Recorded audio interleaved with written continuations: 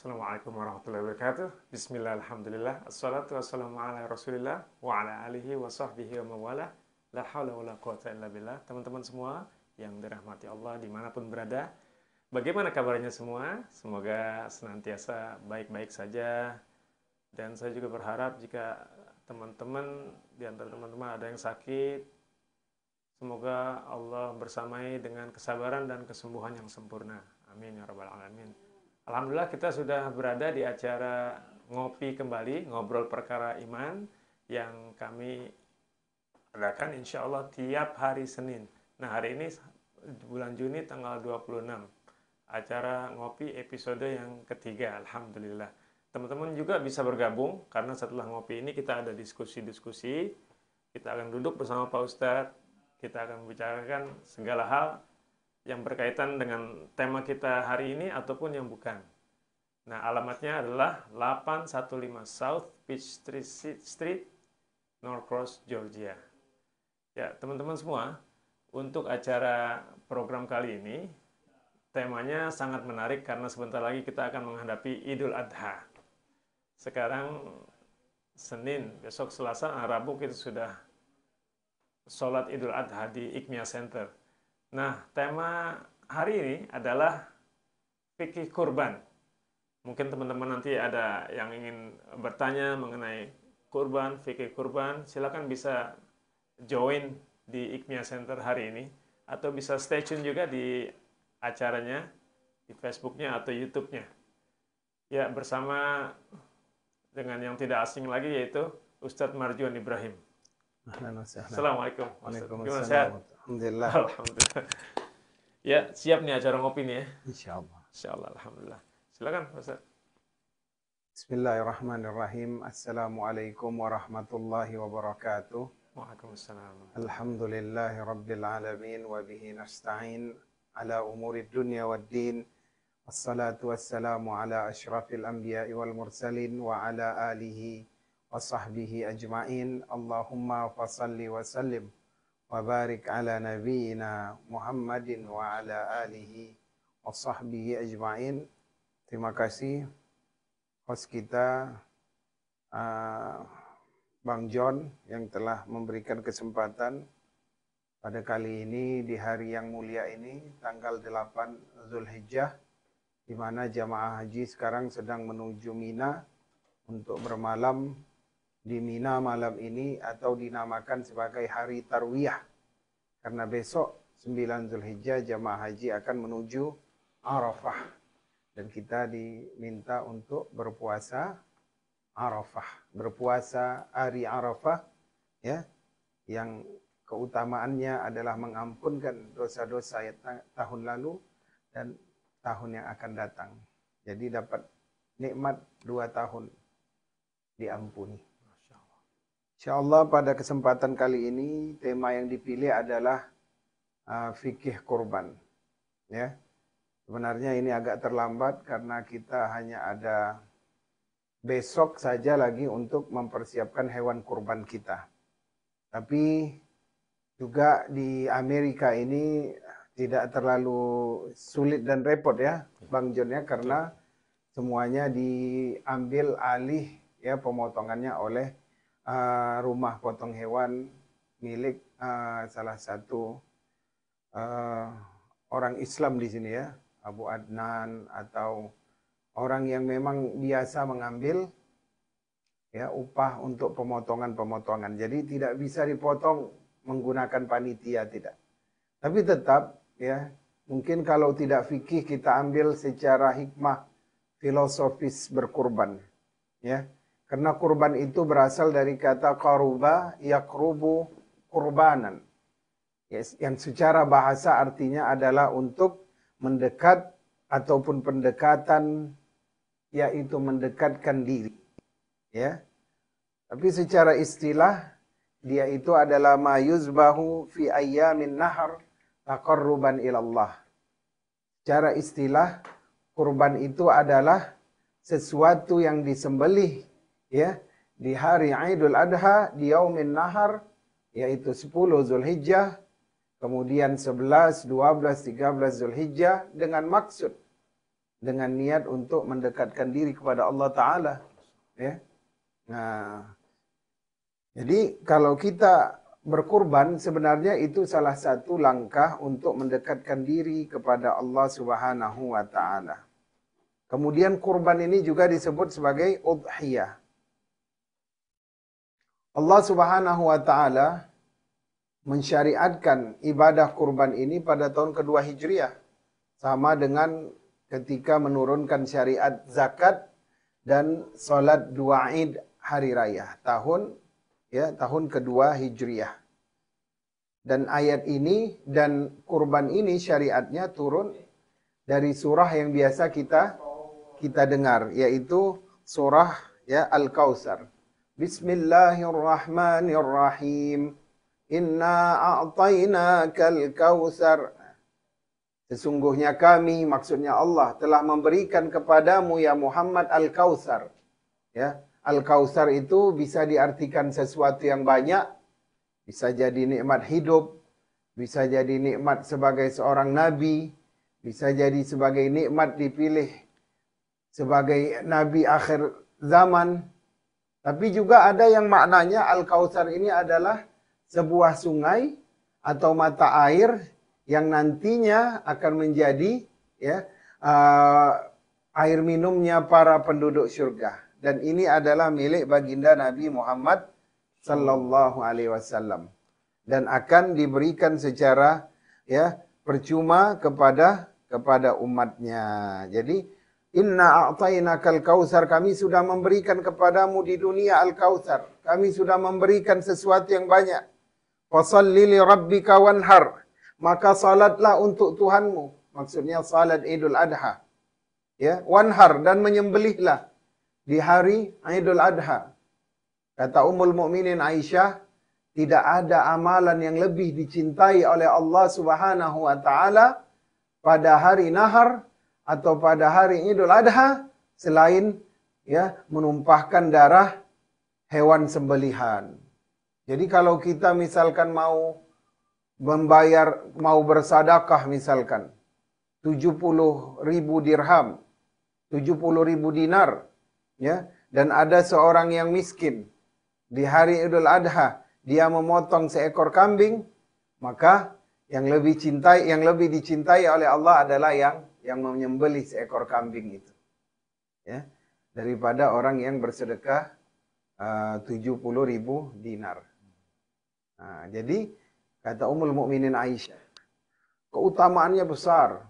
Hadisnya salah satunya, tidaklah seorang menyembelih hewan kurbannya sebelum jatuh darahnya ke tanah, maka pahalanya sudah dicatatkan oleh Allah Subhanahu wa taala. Pahalanya sudah sampai duluan di hadapan Allah Subhanahu wa taala. Kemudian juga tidaklah hewan kurban itu dihitung dengan jumlah giginya pahalanya, tetapi pahalanya itu dihitung dari jumlah bulu yang menempel di kulitnya. Jadi kalau kita melewatkan kesempatan berkurban, maka ini tentu sangat merugikan bagi kita. Karena kurban sendiri adalah maknanya sesuatu yang dilakukan untuk mendekatkan diri kepada Allah Subhanahu wa taala. Tapi ngomong-ngomong tentang masalah kurban, sebenarnya syariat kurban ini sudah ada sejak zaman Nabi Adam alaihissalam. Ketika Nabi Adam meminta Qabil dan Habil untuk menikah secara silang. Yaitu Qabil menikah dengan saudara Habil, saudari perempuan Habil yang sama-sama lahir twins, kembar. Sementara Habil diminta untuk menikahi saudari kembarnya si Qabil. Tapi kemudian Qabil tidak mau dengan perintah ayahnya ini, yaitu perintah Allah, syariat Allah. Kemudian Nabi Adam termasuk orang yang demokratis. Kalau begitu, kalau kamu ya Qabil tidak mau menurutinya, maka kita serahkan hukumnya kepada Allah. Kita serahkan keputusannya kepada Allah Subhanahu wa taala. Kalau begitu kalian berdua berkurbanlah. Maka Habil mempersiapkan kibash atau domba yang terbaik, yang besar, yang gemuk, yang tidak cacat, yang tidak belang, ya, yang tanduknya tidak retak, ya, kemudian matanya tidak buta sebelah. Sedangkan si Qabil apa yang dia kurbankan? Sayuran. Sayur-sayuran, ya. Dan itu diletakkan di atas mana? Di atas bukit.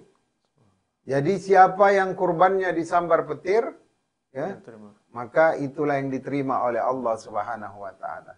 Mungkin pesan Pak Ustadz untuk teman-teman yang di Amerika ini kesempatan kan, mumpung. Karena kan kita nih gajinya dolar, mungkin kita affordable lah. Ya, apalagi tadi malam petir dengan kencangnya, ya, itu ternyata bisa jadi itu peringatan dari Allah. Ini kapan ini mau kurban, ya? Kita lihat dari malam sampai di Macon mati lampu, ya, mungkin karena mati lampu.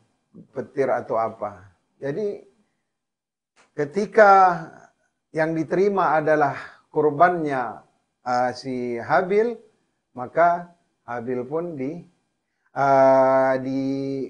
maka Nabi Adam pun akhirnya memutuskan bahwasanya saudarimu ya Qabil akan dinikahkan kepada si Habil. Maka itulah terjadi pembunuhan yang pertama itu, karena Qabil tetap tidak mau untuk menikah dengan saudari kembarnya Habil, karena dia tetap mau menikah dengan saudari kembarnya sendiri. Jadi syariat kurban ini sudah ada, tapi pada saat itu ditunjukkan untuk apa? Untuk meraih ridha Allah Subhanahu wa taala. Kalau sekarang kurban juga untuk apa? Ya, pertama sekali adalah untuk ketaatan kita kepada Allah Subhanahu wa taala tentunya. Yang kedua adalah untuk mengambil momentum bagaimana Nabi Ibrahim yang telah meletakkan pondasi itu kemudian disyariatkan oleh baginda Nabi Muhammad sallallahu alaihi wasallam. Yang ketiga adalah bentuk syukur kita kepada Allah karena nikmat yang diberikan kepada baginda Rasulullah, yaitu dengan diberikannya sungai Al-Kautsar di surga. Jadi itulah nanti yang membuat kita, ya, berbahagia, maka kita korbankanlah, ya, apa yang menjadi hak Allah di atas dunia. Kemudian mungkin tentang ininya, ya, hukum berkurban. Ya, hukum berkurban. Karena ada yang mengatakan ala hanya ibadah sunnah saja. Tapi tidak juga. Karena ulama, ya, yang pemilik 4 mazhab juga berbeda pendapat, ya, pengikutnya, murid-murid mereka. Misalkan sebagian dari murid-murid Imam Maliki mengatakan, ya, bahwasanya kurban itu hukumnya wajib bagi orang yang mampu, ya.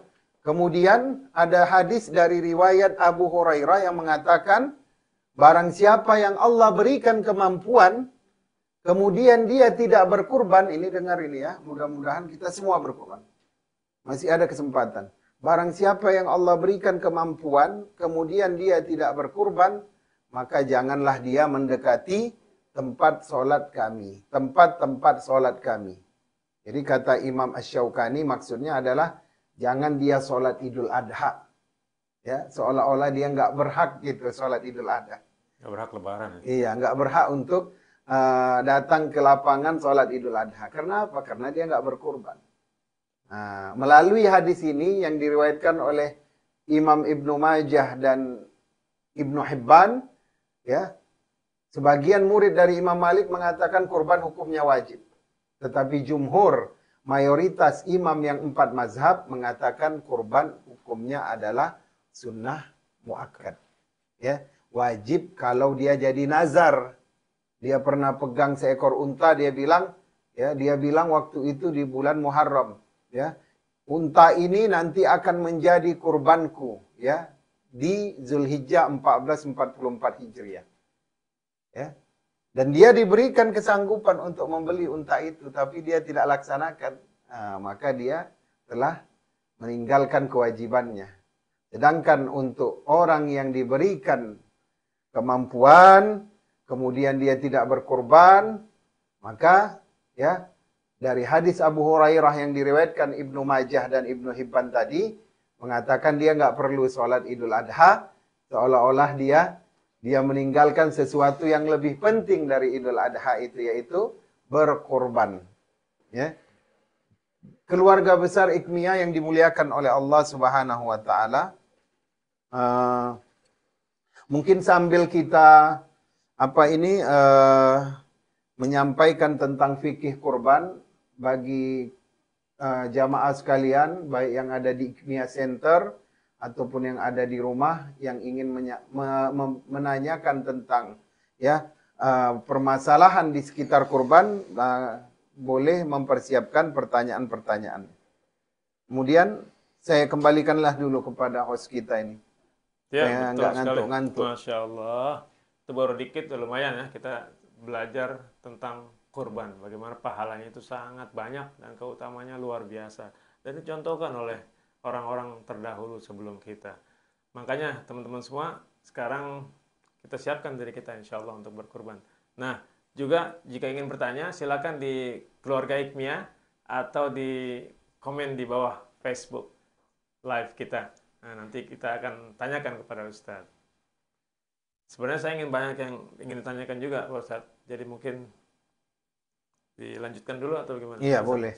Tadi selain sebagian besar murid Imam Malik yang mewajibkan ibadah kurban, begitu juga dengan Imam Abu Hanifah. Imam Abu Hanifah karena memandang ini 1 tahun sekali, maka Imam Abu Hanifah dengan melalui hadis yang tadi, hadis Abu Hurairah, mengambil istimbat bahwasanya kurban itu wajib dilakukan bagi orang yang diberikan kemampuan. Sekarang kita bahas siapa yang mampu menurut para ulama mazhab ini, ya. Sebagaimana mampunya. Nah, kita ambillah yang menjadi mazhab kita, terutama mazhab kita di Ikmiyah Center, ya, mazhab Syafi'i. Kalau Syafi'iyah, ya, pengikut Imam Syafi'i ataupun mazhab yang diambil dari pendapat Imam Syafi'i mengatakan bahwasanya yang dikategorikan sebagai orang yang wajib berkurban, adalah orang yang ketika dia menjumpai 10 hari di awal Zulhijjah, dia mempunyai harta, ya, dan kelebihan harta itu bisa membeli 1 ekor kibash, ya.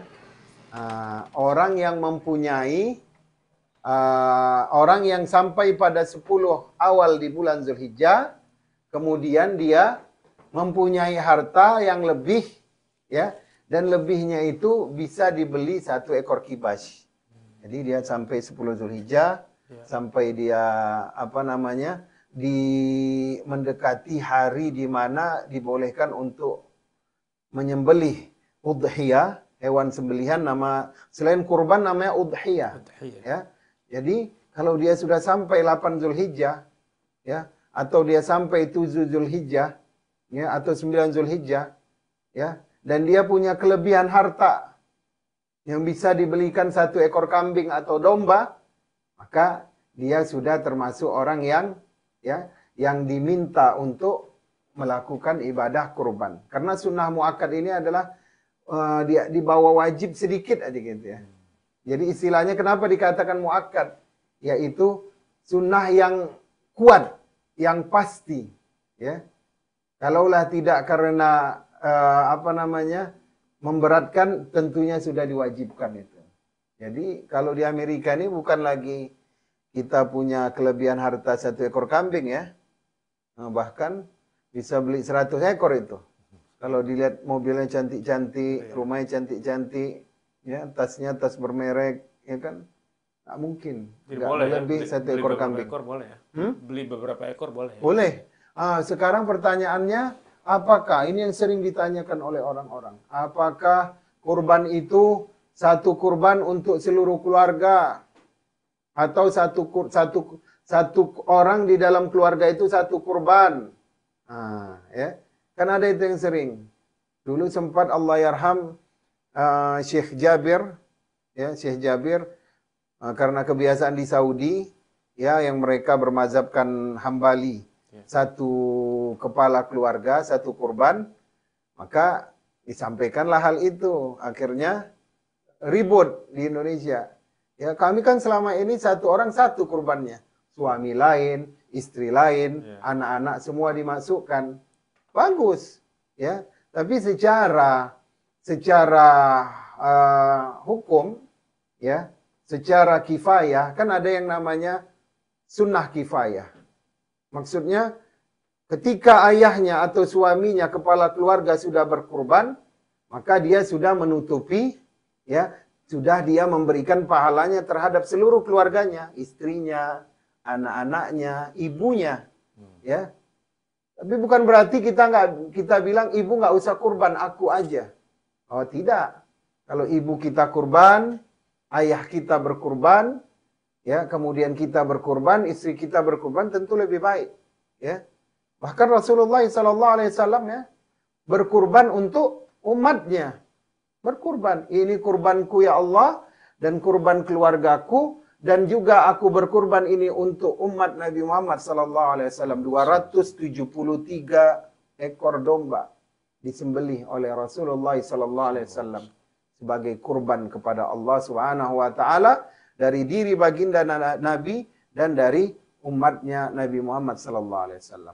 Jadi kalau misalkan pas-pas punya, ya letaklah dia cuma punya kesanggupan 1 ekor, ya, atau 1 bagian dari 7 bagian sapi, atau 1 bagian dari 10 bagian unta, ya kan? Ya bagus, alhamdulillah. Tapi kalau dia mengatakan, oh jangan 1 bagian, ya, ayah pengen anak ayah juga, ya, punya kurban sendiri. Kalau dia nggak punya duit, nah, ayah yang kurbankan. Untuk si Fulan bin Fulan, untuk anak ayah nomor 2 Fulan bin Fulan, dan untuk istri yang tercinta Fulanah binti Fulan. Ya. Jadi kadang-kadang kita terfokus kurban itu hanya 1 saja, udahlah cukup saya saja. Ya. Kadang ada, kenapa ini kita sampaikan? Kadang ada begini, ya, duit suaminya, tapi kurban atas nama istrinya. Maka ketika disembeli yang disebut nama istrinya, itu pahalanya untuk siapa? Untuk istrinya. Ya. Tapi yang paling baik yang disebut namanya adalah pemimpin keluarga. Jadi pahalanya dapat semua. Jadi keluarga ini mencakup mana aja, Ustaz? Keluarga kecil kita atau Yang keluarga menjadi besar? tanggung jawab dia lah. Kalau satu ekor kambing, 1 keluarga besar, 1 bani, nggak makan daging lah orang susah nanti. Orang tuanya ikut termasuk ya? Orang tua ikut karena masih dalam tanggung jawab anak laki-laki. Kalau orang tua yang berkorban, kita juga bagian saling transfer pahala gitu. Kalau orang tuanya berkorban, ya untuk orang tua karena kan kita sudah tidak dibiayai lagi. Oke. Jadi mana yang menjadi tanggung jawab kita, maka dia akan mendapatkan pahalanya, ya. Nah, Seperti bapak tadi yang anaknya 7, jadi 7 bagian dibagi, padahal dibayarin oleh bapaknya itu gimana? Yang tadi. bagus, berarti anaknya dia mendapatkan lebih dari apa yang kalau hanya bapaknya saja sebagian berkurban. Bapaknya tetap dapat gitu ya? Oh tetap, karena kurban ini sebenarnya adalah taqarruban lillah, untuk mendekatkan diri kepada Allah Subhanahu wa taala. Ya. Kan bisa saja seorang kaya mengatakan udah kurban 1 bagian sapi atas nama ayah, yang 6 bagian lagi ini kita nggak usah buat kurban, ya. Kita collect, misalkan kita kasih ke Ikmia Center untuk beli masjid. Yang lebih diutamakan pada 10 Zulhijjah itu adalah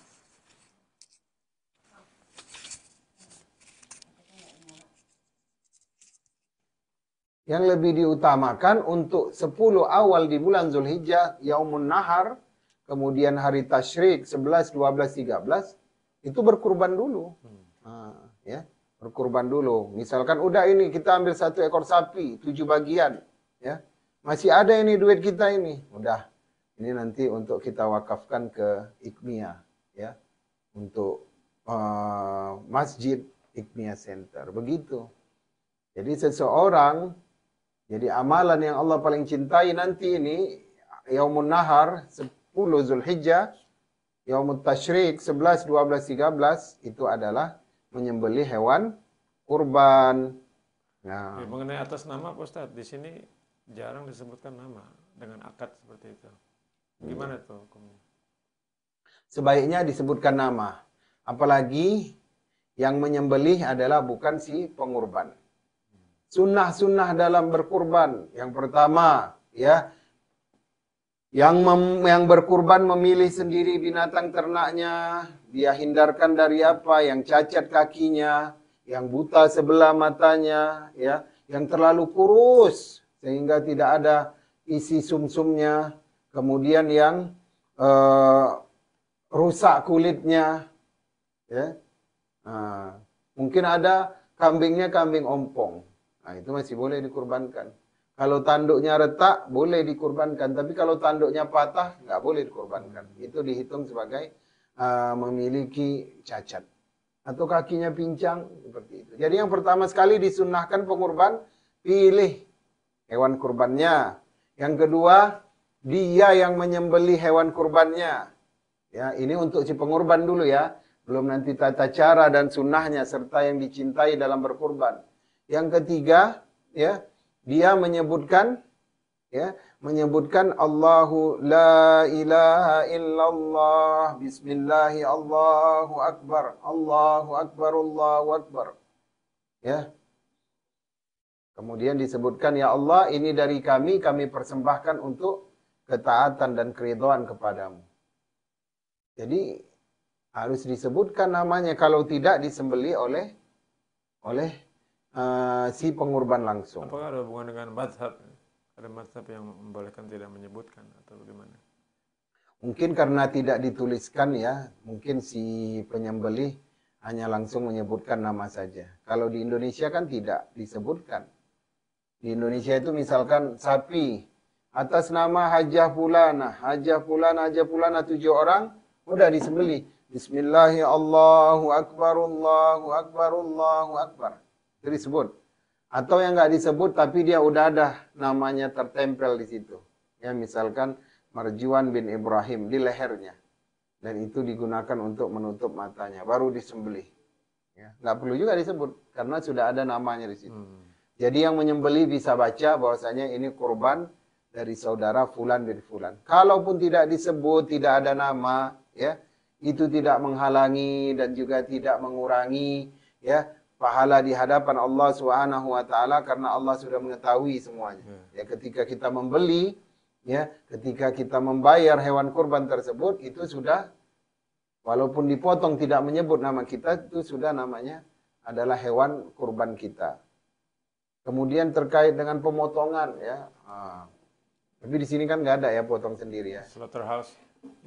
Terkait dengan pemilihan tadi berarti nggak ikut sunnah ya. Ketika kita biasanya di sini kan ada lembaga penjualan hewan itu atau yang menjual. Nah, kita tinggal pilih yang mana dengan harga sekian. Tentunya kita percaya bahwa mereka akan memilihkan yang terbaik, yang tidak ada cacat yang seperti yang disebutkan. Nggak apa-apa juga Pak Ustaz. Nggak apa-apa lah kalau kita sudah percaya ya. Jadi ada 4 ya. Binatang yang ada, kalau yang dikurbankan itu hanya 3 ya. Yang pertama adalah unta, yang kedua adalah sapi, yang ketiga adalah domba ataupun kambing. Kalau sapi dia yang sebangsa dengan dia, kerbau, ya. Kalau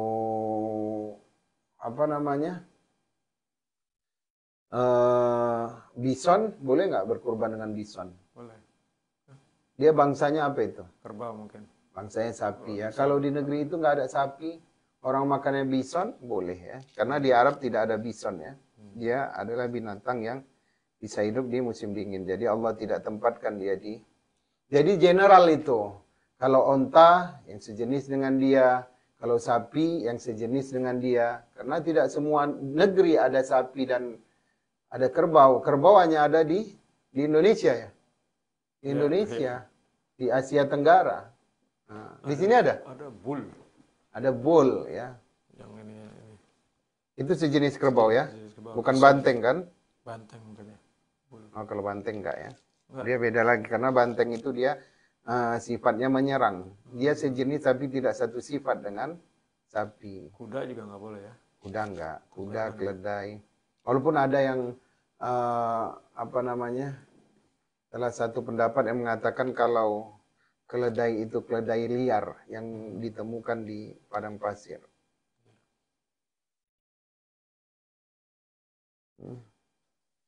Kemudian ada lagi pertanyaannya? Pertanyaannya, Mungkin ada yang bertanya dari grup kita.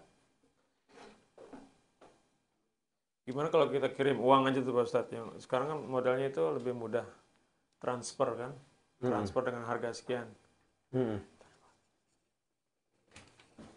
Nggak apa-apa kalau memang hanya untuk transfer saja kita. Tapi yang paling dicintai sebenarnya, Bapak Ibu sekalian, adalah kita berkurban di mana kita stay. Iya. Kan ada kan orang Indonesia kurbannya dia tinggal di Amerika, tapi dia berkurban ke Indonesia, ya kan?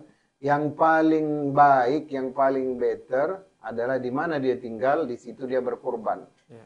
Kan kemudian sekarang pertanyaannya, apakah itu kan sampai ke kerajaan Saudi itu dulu berkurban di Mekah, dagingnya itu dibawa ke Pakistan pakai helikopter. Ya, akhirnya karena takut busuk ya dan lebih simpel dibuat kornet. Dibuat kornet dalam waktu yang cepat langsung sebar ke seluruh negeri-negeri yang membutuhkan. Boleh ya. Tapi jangan niat kita misalkan berkurban di tempat yang jauh dari kita karena alasannya apa? Lebih murah. Oh, Rate-nya itu jauh lebih murah dari berkurban di Amerika, ya. Boleh, tapi yang paling baik itu di mana kita berkurban, di situ darahnya disembelih. Tapi kalau mau dikeluarkan, mau dikirimkan, itu dikirimkan setelah disembelih. Makanya itu kerajaan Saudi akhirnya dia buat kornet, ya. Atau dulu waktu tahun saya kuliah di sana itu ya secara segar gitu diantar pakai helikopter, pakai pesawat langsung ke Afghanistan, ya, langsung ke Pakistan. Karena banyaknya hewan kurban yang ada di Mekah itu, ya. Selain orang yang jamaah haji yang berkurban, kemudian juga ada yang bayar dam itu ya, karena hajinya tamattu ya kan. Jadi dia menyembelih seekor kambing. oh ini ada yang masuk. Ini bagaimana dengan di Amerika nih? Di Amerika kan banyak orang susah tuh jarang kita menemuinya gitu. Dan kita nggak tahu pendistribusiannya gimana. Tapi kita percaya dengan penyelenggaranya. Nah, kita biasanya dapat sepertiga Pak Ustadz ya. Sepertiga hak kita ya. Nah, itu nggak diambil juga bisa ya. Nah, itu gimana tuh di Amerika? Kita nggak tahu pendistribusiannya gimana. Tapi di sini berlangsung banyak di tiap slaughterhouse itu. Ya, mengenai bagian tadi, bagian sepertiga untuk kita yang berkurban, sepertiga untuk fakir miskin, dan sepertiga lagi untuk karib kerabat, teman, nggak mesti kaya, nggak mesti miskin. Orang kaya pun dibolehkan mendapatkan ya hewan kurban. Kemudian juga karib kerabat kita, selagi dia seorang yang beriman kepada Allah Subhanahu wa taala. Karena jumhur ulama mengatakan hewan kurban hanya boleh diberikan kepada orang beriman saja ya. Orang kafir tidak dibolehkan. Kemudian terkait dengan apa tadi? Distribusi. Enggak, yang sebelum distribusi tadi tentang daging hewan kurban itu sepertiga untuk kita. Ya. Kita bilang kan nggak apa-apa ya, nggak diambil Ustadz, justru kita nggak mengikut sunnah. Gitu ya. Rasulullah pilih sendiri kurbannya, sembelih sendiri, kemudian Rasulullah makan dari sebagian kurbannya. Ya. Jadi kalau kita ikut sunnah baginda Nabi, kita ambil bagian kita masak, kita makan dengan keluarga kita. Ya. Karena di dalam kurban kita itu ada berkah, ada barokah, ketaatan ya. Jadi nggak apa diambil, dimasak. Dan yang paling utama jangan sampai ya hari tasyrik sudah habis ya 13 Zulhijjah. Nah, tapi masih bertumpuk-tumpuk daging itu di freezer. Ya. Kalau bisa dimasak cepat ya dibagi. Kira-kira ada yang membutuhkan, ada yang belum dapat kasih ya. Kalau kira-kira yang kita simpan ini lebih dari 3 hari, maka hukumnya makruh saja. Itu yang tidak sampai haram. Iya, yang bagian kita, yang kita dapatkan. Pokoknya daging kurban yang kita simpan, jangan sampai melebihi 3 hari. Oh, itu menarik tuh Ustadz. Katanya nggak mesti miskin ya, nggak mesti miskin, nggak mesti orang susah. Teman-teman bisa juga, non muslim bisa juga, Ustaz? Nggak bisa. Nggak bisa ya? Nggak bisa kurban, nggak bisa. Tapi kalau sedekah biasa bisa. Sedekah biasa, oke. Ada misalkan pertanyaan, Pak Ustadz, saya ini kan tinggal cuma 2 orang. Terus saya berkurban dapat 1/3. Terus saya dapat lagi hewan kurban dari masjid. Kan nggak mungkin dong habis sampai tanggal 13 Zulhijjah. Iyalah, 11, 12, 13. Kalau saya buat bakso, terus saya jual bakso gimana? Nah, boleh nggak? Hewan kurban itu dijual? Nggak boleh. Oh, boleh. Jadi dijual itu bukan hanya waktu kita sudah dapat yang segar, atau misalkan panitia ngejual, ada tukang bakso ini mau jualan ini. Dia cari di pasar nggak ada daging, karena daging habis, orang nggak sembelih kemarin kan di pasar. Aduh, di mana nih ya? Ini ada pesanan bakso nih dari hotel. Oh, tanyalah itu sama panitia masjid. Ya, mana tahu dia mau jual. Bang, bisa nggak beli baksonya dagingnya 5 kilo. Oh, ini kurbannya Hajah Fulana binti Fulan. Coba saya tanya dulu ya. Bu, ibu yang ditelepon ini mungkin nggak tahu juga. Boleh nggak ini Bu kita jual Bu? Ada tukang bakso cari daging. Nanti uangnya untuk membayar upah ini para panitia kurban. Oh ya, memang nggak ada uang panitianya. Nggak ada Bu, karena pas-pasan untuk daging kurban. Ya udah jual aja katanya. Nanti uangnya bagi-bagi aja sama panitia kurban. Nah, itu nggak boleh. Dan menjual hewan kurban itu bukan hanya bukan hanya dagingnya, ya. Kulit. Bukan hanya, kalau kulit masih bisa ya. Bisa. Kalau orang Muhammadiyah itu kulitnya dijual dengan tukang kulit, ya, kemudian uangnya itu diambil, ya, untuk dipergunakan dipergunakan untuk mengelola hewan kurban itu, termasuk juga membayar upahnya ya. Karena upahnya itu tidak boleh dengan hewan kurban. Justru dia mendapatkan jatah kurban itu menjadi hadiah bagi dia. Sedangkan kalau dia bekerja, maka dia berhak diberikan upah. Kalau di Indonesia itu biasanya orang yang berkurban itu sudah dengan upah. Misalkan harga sapinya 21 juta, maka untuk 7 bagian itu diminta 22 juta. Atau 21.500.000. Yang 500.000 itu untuk penyelenggaraan pemotongan hewan kurban. Karena kalau kulit tidak dijual, dia menjadi masalah baru lagi ya kan. Ya, karena itu bisa dimanfaatkan. Tapi uangnya tidak boleh dimanfaatkan untuk kepentingan pribadi. Kan nggak mungkin ya, ada berapa juta hewan kurban dan kulitnya itu kan mempunyai harga. Ya. Nah, makna tidak boleh dijual adalah tidak boleh dijual dagingnya untuk kepentingan, tidak boleh dijual dagingnya itu. Atau setelah dia jadi, nggak habis, ya dia buat bakso untuk jualan dia. Dia jualan bakso memang setiap Sabtu. Kemudian, ini ada daging kurban, buat bakso aja deh untuk dijual, nggak bagus. Ya, kalau untuk jualan, beli lagi daging yang lain. Daging yang belum habis ini segera dihabiskan. Dimasak, dikasih tetangga, ya, atau dicari orang yang membutuhkan, seperti itu. Ya. Gimana kan kalau ini secara online, Pak Ustadz, kita klik misalnya di Syria, butuh ini, kemudian atau di Indonesia di pedalaman, kita klik ada harganya kan. Terus misalkan yang seperti DD ya, dompet duafa. Gitu, dompet duafa gitu. Gimana Ustadz? Iya, sini itu juga apa kita beberapa gitu atau gimana sih? Yang paling baik itu di mana kita tinggal, di situ kita sembelih hewan kurban. Tapi kalau keadaannya memang mereka membutuhkan, maka misalkan di satu kampung orangnya susah semua. Dan nggak ada yang berkurban di situ. Oh, ternyata IKMIA Center buat kurban di kampung tersebut. Nggak apa-apa. Ya. Makanya kurban itu tidak dibatasi hanya satu bagian saja.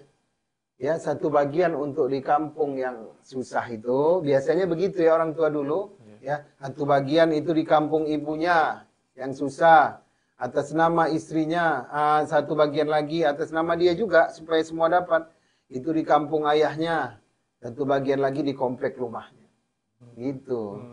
Biasanya dia bagi-bagi. Kalau orang yang kurbannya satu bagian aja, yang paling baik itu berkurban di tempat dia tinggal. Kalau dia melakukan semuanya gimana? Tempat dia tinggal, terus di beberapa tempat ya. Oh bagus lah, kan tidak ada halangan.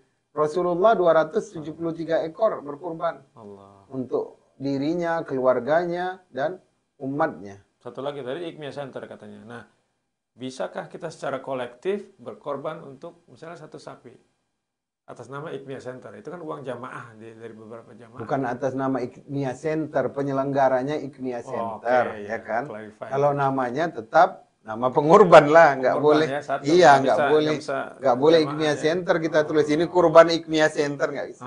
Karena dia kan benda ya. Yang berkurban itu tentulah orang yang hidup, ya. Bang John, Bu Dian, Bu Ice, 7 orang. Kami menyerahkan 1 ekor sapi kepada Ikmia Center. Tolong diselenggarakan. Boleh. Bukan uang jamaah rame-rame ya? Bukan. Ya. Yang paling baik itu yang dilakukan oleh Rasulullah SAW. Pernah Ibnu Abbas dan Rasulullah berpergian suatu daerah. Kemudian pada saat itu sudah mendekati hari Arafah. Maka kami ya dan beberapa sahabat kami bertujuh ya membeli 1 ekor kambing, bertujuh bagian membeli 1 ekor sapi maksudnya. Dan Rasulullah melihatnya. Kemudian juga Rasulullah mengikuti grup tersebut ketika Rasulullah sedang berada di perjalanan.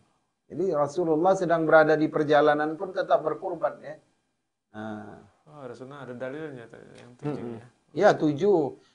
Onta itu satu onta itu 10 bagian juga dilakukan. Ya, ada dalilnya, bukan hanya sekedar bagi-bagi supaya hemat. Maka di mana-mana kita lihat setiap pengadaan hewan kurban sapi itu dibuat 7 namanya. Ya, betul. Walaupun mungkin ada keluarga yang dia 5 orang aja tapi dia sanggup beli sapi. Syarat-syaratnya berkurban muslim, bukan hamba sahaya, sudah baligh, sudah berakal ya. Penduduk tetap suatu wilayah ya, bukan dia homeless berpindah-pindah ya, mempunyai kemampuan ya. Ada kelebihan harta di bulan Zulhijjah itu melebihi 1 ekor kambing. Terus ada lagi yang dari situ Bang John? Ya ini menggelitik aja nih, seandainya kita ngirim ke orang tua misalnya. Terus atas nama orang tua kirim lagi ke suatu tempat gitu. Itu apakah dapat juga pahalanya yang ngirim ya dari aslinya si anak misalnya ngirim ke orang tua. Anak tetaplah harta dia, pencarian dia pasti dapat lah. Orang tua gitu. Ya. Iyalah, tetap. Kadang-kadang orang tua itu dia punya tabungan sendiri untuk kurban. Ya. Maka dia pakai nama dia, ya kan? Kalau orang tua kita tidak berkurban, ya, kita berkurban dia dapat juga. Atau misalkan kita berkurban 2 bagian. 1 nama kita, 1 nama ibu kita. Bagus, ya kan? Seperti itu. Berarti lebih bagus dong ini. Jadi kita bersedekah juga, dapat juga kurban. Ya atas nama orang tua juga dapat. Terus pertanyaan yang sering timbul, boleh nggak kita berkurban atas orang yang sudah meninggal? Ya, ini sering terjadi Kak. Boleh nggak saya mengorbankan untuk ayah saya Pak Ustadz yang sudah meninggal? Ada yang bisa jawab nggak tuh? Boleh nggak? Apa Ustadz aja yang jawab ya? Boleh kalau mau dijawab. Silakan, jawab. Boleh nggak korban untuk orang yang sudah meninggal? Nah, ini ada macam-macam pendapat ya. Kalau kita ikut Syafi'i, ya itu tidak boleh kecuali memang ada wasiatnya. Nanti kalau ayah meninggal nak, ya, dan ayah meninggal itu di tahun 1444 ini, ya, ayah sudah siapkan uang untuk berkurban, tolong dilaksanakan. Itu boleh. Ketika ditanya, kan udah meninggal ayahnya, ya. Sudah, kan itu tadi yang hadis yang antum hafal itu. In qata amal ibnu Adam illa min salas, terputus amalan pahala anak Adam kecuali 3 perkara, ya kan? Yang pertama sedekahun jariyah, kedua ilmu yang bermanfaat, ketiga anak soleh yang mendoakannya. Ya, jadi apa aja yang dibuat anak itu mengalir ke ayahnya. Anak berkurban, ayah dapat pahala kurban di alam barzah. Walaupun bukan atas nama. Kita besar ini kan karena amal jariah ayah kita. Justru amal jariah yang tidak putus itu bukan kita bangun masjid. Suatu saat ya ada pelebaran jalan tol kayak di Batang itu, masjidnya harus diruntuhkan. yang tadinya masjid jadi jalan tol. Ya. Nah, bisa aja itu putuskan kalau tidak diganti anaknya masjid yang baru. Dikasih memang kompensasi sama jasa marga. Ini kompensasinya. Ganti untung. Ganti untung lah ya. 7 miliar misalkan. Wah banyak nih 7 miliar. Oh nggak usah dong kita buat masjid lagi. Kita semua ini kakak beradik susah-susah katanya. 7 orang udah. 1 orang dapat 1 M. Putus sudah. Amal jariah ayahnya. Karena anak-anak yang nggak ngerti tadi. Padahal itu wakaf. Ya. 7 miliar itu menjadi harta wakaf. Harus dibelikan lagi. Tidak boleh dimakan. Karena itu udah di stop miliknya untuk Allah. Ya, kadang-kadang anak-anak kan tidak tahu awam dengan fikih ya, terutama wakaf ini. Itu kejadian di Batang ada masjid yang terkena jalur tol, akhirnya diruntuhkan. Kata jasa marga, silahkan cari tanahnya, kami hitung ini masjid 7M misalkan ya. Udah diberikan kepada anak-anaknya. Tapi itu masjid nggak dibangun, diambil alih oleh ahli warisnya. Karena wakaf itu sudah tidak bisa diwariskan. Jadi satu peser pun tidak boleh diambil, harus dicarikan tanah, dibangunkan masjid sesuai dengan uang tersebut. Tanah dan uang. Karena wakaf itu berhenti artinya. Berhenti kegunaannya untuk anak, untuk ibu, untuk saudara kita, bahkan untuk diri kita sendiri. Kecuali dia bekerja di situ. Kalau udah kejadian, dia dapat gaji. Kalau udah kejadian ya dia nggak tahu lagi. Awam. Nggak mungkin nggak tahu ya. Nggak mungkin nggak tahu kan Pak, pasti ada orang alim ulama di kota tersebut ya.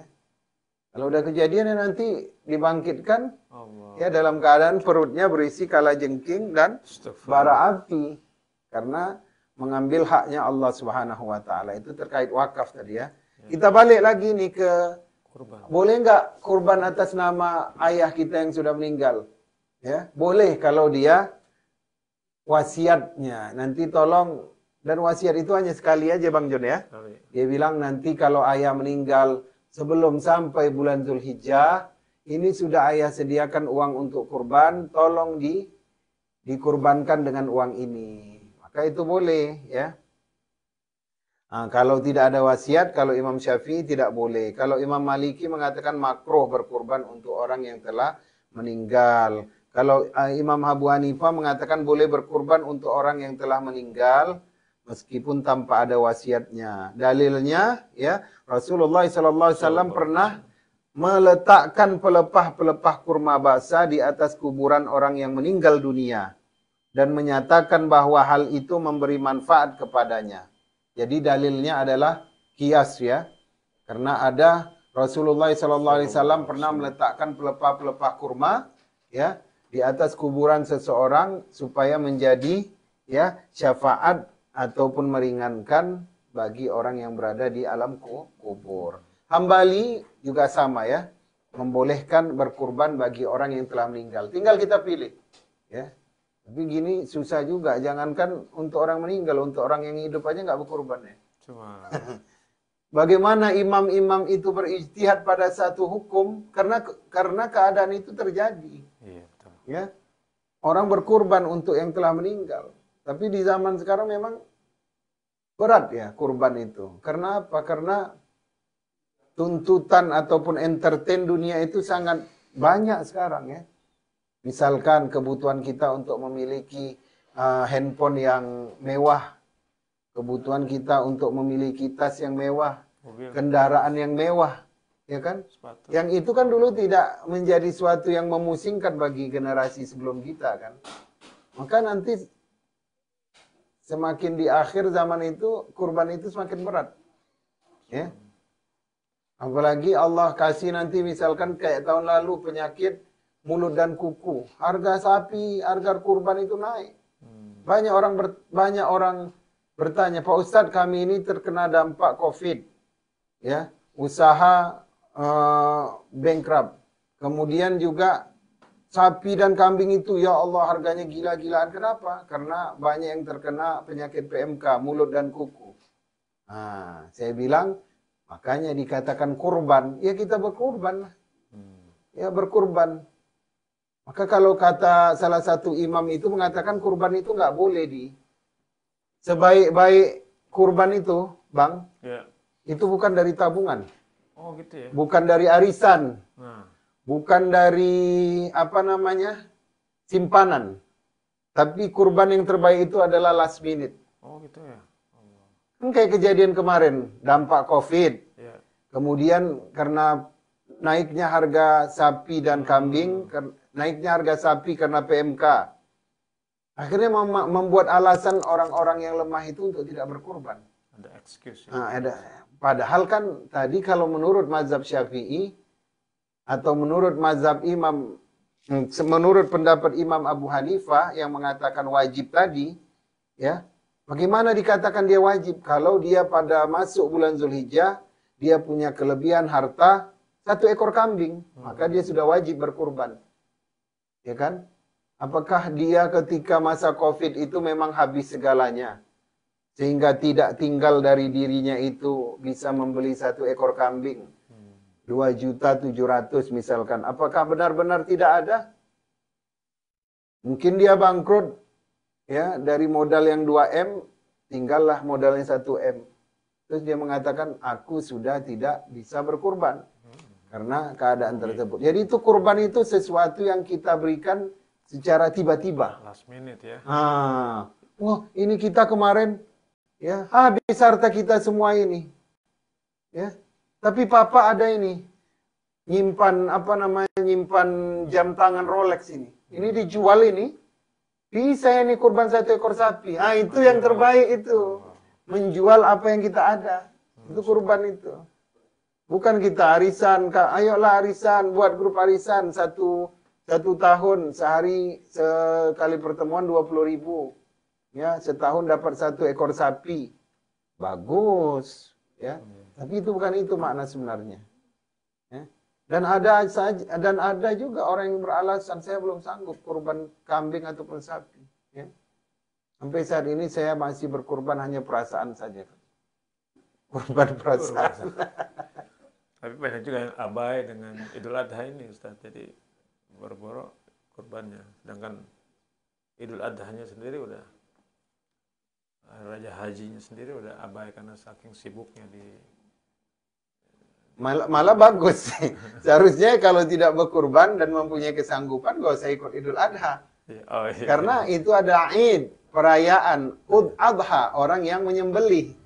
Ya, yang tidak menyembelih, kata hadis yang dari Abu Hurairah itu yang diriwayatkan Ibnu Majah, jangan mendatangi tempat sholat kami. Ya, maksudnya jangan datang ke lapangan untuk sholat bersama kami, begitu. Makanya ini diingatkan di acara ngopi untuk teman-teman semua. Masih ada waktu untuk berkurban, insya Allah. Langsung jika ada pertanyaan silakan. Kan itu sebenarnya memang sunnah muakkadah.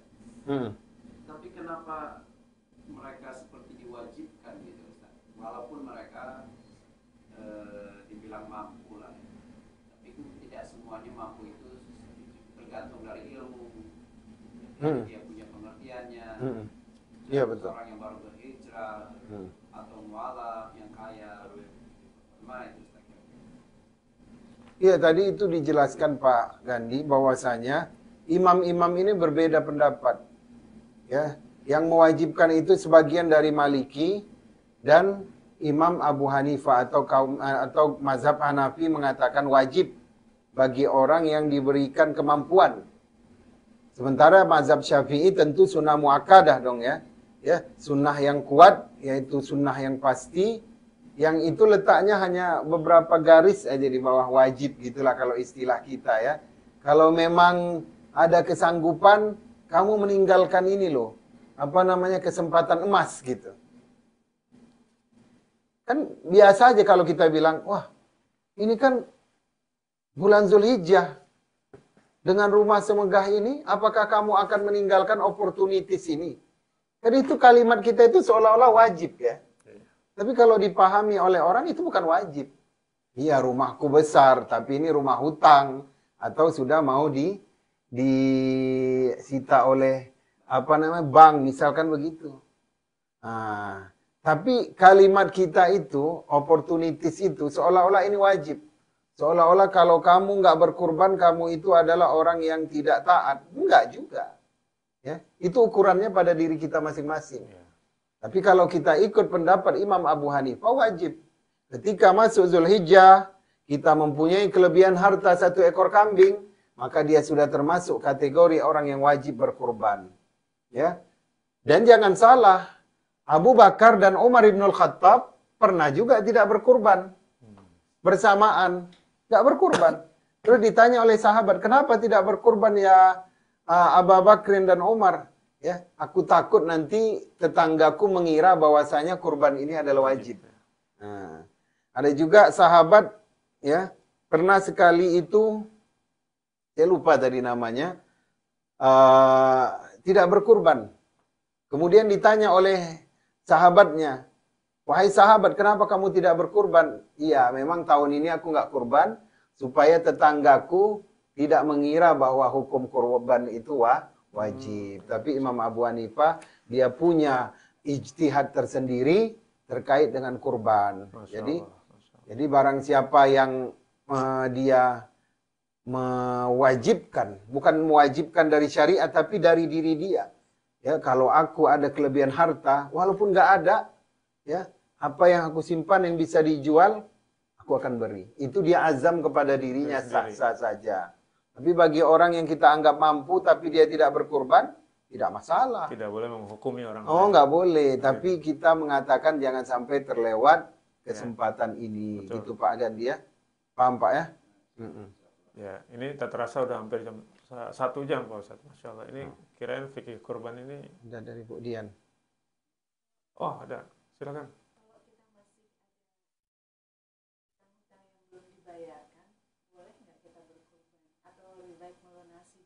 Iya, itu tadi yang mau saya sampaikan lupa. Bagus pertanyaan. Jamaah sekalian, pertanyaannya apakah kita diminta untuk mendahulukan berkurban atau membayar hutang? Ya, ini juga berbeda pendapat ya. Tapi kalau mengikut kepada hukum zakat, ya, siapa itu yang mendapatkan zakat itu? Salah satunya adalah yang mempunyai hutang, ya. Tentunya hutang untuk kebutuhan hidup.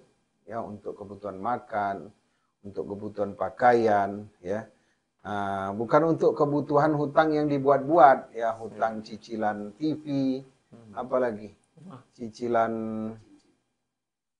perhiasan, ya, kemudian barang-barang mewah, kendaraan, ya, itu. Kemudian ketika kita masuk di awal Zulhijjah, mana yang harus kita dahulukan, hutang atau berkurban? Nah, ya, kalau mazhab Imam Syafi'i mengatakan kalaulah hutang itu, ya, bisa ditempokan maka berkurban dulu, ya. Ya, berkurban dulu. Tapi kalau Maliki mengatakan bayar hutang dulu, ya. Kalau hutang itu sudah dipinta. Ya, mana hutangmu? Aku butuh. Karena hutang dipinta nggak dipinta harus dibayar. Ya, nggak diminta aja sebelum jatuh tempo lebih baik dibayar. Apalagi kalau sudah dipinta. Mau nggak mau harus dibayar. Tapi kembali lagi tadi, ya, kalau memang pada saat itu kebutuhannya, ya, tidak mencapai 1 ekor kambing, maka dia tidak diharapkan untuk berkurban. Tapi secara filosofis, kurban itu ya memberikan apa yang ada pada diri kita, ya, semampunya. Ya, apa yang kita punya pada saat itu yang kita beri. Misalkan seperti tadi, dia tidak pegang uang cash, tapi dia punya perhiasan, ya. Dan perhiasan itu bisa dijual dan bisa dia dapatkan kembali, ya. Tapi kalau perkataan para ulama ya mengenai kerugian orang-orang yang tidak berkurban banyak, ya. Bahkan ada yang mengatakan barang siapa yang tidak menginginkan, ya, gunting-gunting atau pisau-pisau di rumah sakit, maka berkurbanlah katanya. Karena kurban itu dia selain kalau kita harapkan, ya, kurban kita itu langsung diberikan pahala cash, itu bukan kurban namanya, ya, tetapi memberi pinjaman kepada Allah. Tapi kalau kurban itu apa yang kita beri kepada Allah, ya udah kita harapkan saja kebaikan dari kurban tersebut. Maksudnya, ya, bahwasanya ibadah kurban ini khusus, ya, hikmahnya. Ya, kenapa kita itu diminta oleh Allah Subhanahu wa taala ini secara filosofis saja, ya, ini yang saya baca di buku-buku tafsir itu. Yang pertama, ya, telah timbul, ini sejarahnya dulu, telah timbul kecintaan kepada Nabi, telah timbul kecintaan Nabi Ibrahim kepada anaknya yang 80 tahun lebih dia tunggu. Kemudian dengan perawakan yang tampan, dengan kesolehan atas didikan ibunya, maka terkumpullah kecintaan itu kepada Nabi Ibrahim di dalam hatinya. Kemudian malaikat Jibril datang dan mengatakan bahwasanya Allah memintamu untuk menyembelih anakmu Ismail. Jadi secara filosofis apa? Yang pertama, apa saja yang kamu cintai, even anakmu sendiri, kalau Allah sudah mengatakan berkurbanlah, ya. Maka kalau tidak ada apa-apa, berilah yang kamu punya, yang kamu simpan, ya. Nabi Ibrahim alaihissalam. Yang kedua, hikmahnya juga, ya, berkurban itu adalah menyembeli, ya, keinginan-keinginan kita, nafsu-nafsu kita terhadap dunia, ya. Kita sembelih dalam bentuk, ya, 1 ekor kambing ataupun 1 ekor sapi. Yang ini istilahnya itu kita tidak dapat apa-apa loh kalau dalam hitungan dunia, tapi kita sembelih. Itulah kita sembelih, kita buang sifat-sifat ketamakan kita terhadap dunia, mengumpulkan dunia. Yang ketiga, ya, itu adalah menyembelih sifat-sifat kebinatangan dalam diri manusia, ya. Apa sifat kebinatangan itu? Tidak peduli. Kemudian menang sendiri. Masa bodoh, ya, istilahnya tidak berakal, kuat nafsunya, maksudnya nafsunya untuk menjadi menguasai suatu wilayah. Hukum rimba begitu. Jadi itu mana filosofis, ya. Tapi kalau mengikut kepada hukum tadi tinggal pilih aja. Ya, yang paling jumhur ulama, mayoritas ulama mengatakan adalah berkurban itu hukumnya sunnah muakkad. Ya, adapun orang yang berhutang, kalau hutangnya itu memang mendesak, maka bayar dulu hutangnya. Tapi kalau memang dia mempunyai kedua-duanya, maka dia tetap diminta atau diharapkan untuk berkurban. Kadang hutang juga kan terschedule. Misalnya jatuh temponya per bulan. Mungkin di antara bulan itu ada rezeki. Ya, dan hutang orang zaman sekarang kan nggak lunas-lunas. Ya, lunasnya 30 tahun, ya kan. Jadi nanti masa kita jumpa sama Allah 30 tahun, kamu 30 tahun nggak berkurban? Iya, enggak. Karena saya berutang, Pak Ustadz, mortgage 30 tahun di Amerika. Allahu Akbar. Ya. Sama dengan orang yang sampai jumpa dengan Allah nggak berzakat. Sama sekali kamu di dunia nggak berharta katanya. Ya, cuman begitu mau zakat, diambil. Begitu mau mencapai nisabnya 85 gram emas, tiba-tiba bayar ini, bayar itu. Ya. Akhirnya tidak berhutang. Atau alasannya itu tanah tidak disewakan, tidak ditanam, itu rumah tidak dikontrakkan. Ya. Tapi nilai jualnya naik terus setiap tahun. Harta itu tidak bergerak, Pak Ustadz. Oh iya, tapi kalau ibu jual naik nggak harganya? Naik. Ya.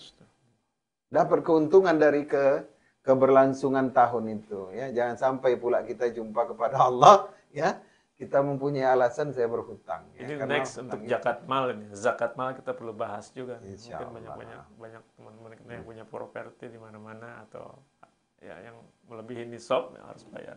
Insyaallah. Ini ternyata menarik juga, ya. Tak terasa 1 jam lebih kita sudah berdiskusi mengenai fikih kurban. Kirain bakal ini, ya, membosankan. Ternyata banyak yang kita belum tahu gitu, ya, yang kita mesti simak, pelajari, dan insya Allah kita bisa berkorban semuanya, ya. Dan teman-teman yang baru datang, baru bergabung di acara ngopi, saya ingin kasih tahu bahwa acara ngopi ini diadakan setiap Senin, insya Allah. Teman-teman bisa datang ke IKMIA Center 815 South Senin dan Selasa 815 South Peachtree Street, North Cross, Georgia. Silakan datang, kita bisa diskusi setelah acara ini. Langsung yang aktualnya kita berdiskusi dengan Ustadz dan kita mendapat manfaat. Demikian teman-teman semua, semoga ada manfaatnya. Sebelum kita tutup, mungkin Pak Ustadz ingin baca doa dulu? Iya. Ya. Bismillahirrahmanirrahim. Terlebih dahulu saya ingin menyampaikan bahwa dalam salah satu riwayat dikatakan, ya, Nabi Ibrahim itu berkurban 1000 ekor kambing, kemudian 300 ekor sapi dan 100 ekor unta. Ya. Kalau dinilaikan pada masa kini, yaitu jumlah kurban Nabi Ibrahim itu 13 miliar. Subhanallah. Ya. Itu untuk Allah Subhanahu wa taala. Kurban untuk Allah Subhanahu wa taala. Ya. Mudah-mudahan Allah berikan kita kemampuan untuk berkurban. Allah tambahkan kecintaan di dalam hati kita untuk selalu berkurban. Kemudian Allah dapatkan keberkahan dalam keluarga kita melalui ibadah kurban, dan Allah jauhkan kita dari bala, musibah, penyakit karena kurban yang kita berikan kepada Allah Subhanahu wa taala. Ya. Kemudian juga kalau kurban itu puasa Ramadan itu dari kita untuk diri kita, salat dari kita untuk diri kita. Tapi kurban itu adalah dari hamba, hadiah kepada Allah Subhanahu wa taala. Dalam waktu 1 tahun kita hanya 1 kali saja diberikan kesempatan untuk memberi hadiah kepada Allah, yaitu dengan ibadah kurban. Ya. Jadi mudah-mudahan Allah berkahi dan rahmati kita. Amin. Allahumma aftah lana abwaaba rahmatika fid dunya wal akhirah. Amin. Allahumma aftah lana abwaaba rahmatika ya fid dunya wal akhirah. Rabbana atina min ladunka rahmatan wa hayyi' lana min amrina rasyada. Subhanaka la ilma lana illa ma 'allamtana innaka antal alimul hakim wa tub alaina innaka antat tawwabur rahim. Walhamdulillahi rabbil alamin. Wassalamualaikum warahmatullahi wabarakatuh. Assalamualaikum warahmatullahi wabarakatuh. Jazakallah khair Pak Ustadz. Terima kasih teman-teman semua. Demikian, mohon maaf atas segala kekurangan. Simak terus acara ngopi setiap Senin dan Selasa di IKMIA Center. Silakan datang langsung atau ke Facebook Live. Terima kasih. Assalamualaikum warahmatullahi wabarakatuh. Waalaikumsalam warahmatullahi wabarakatuh.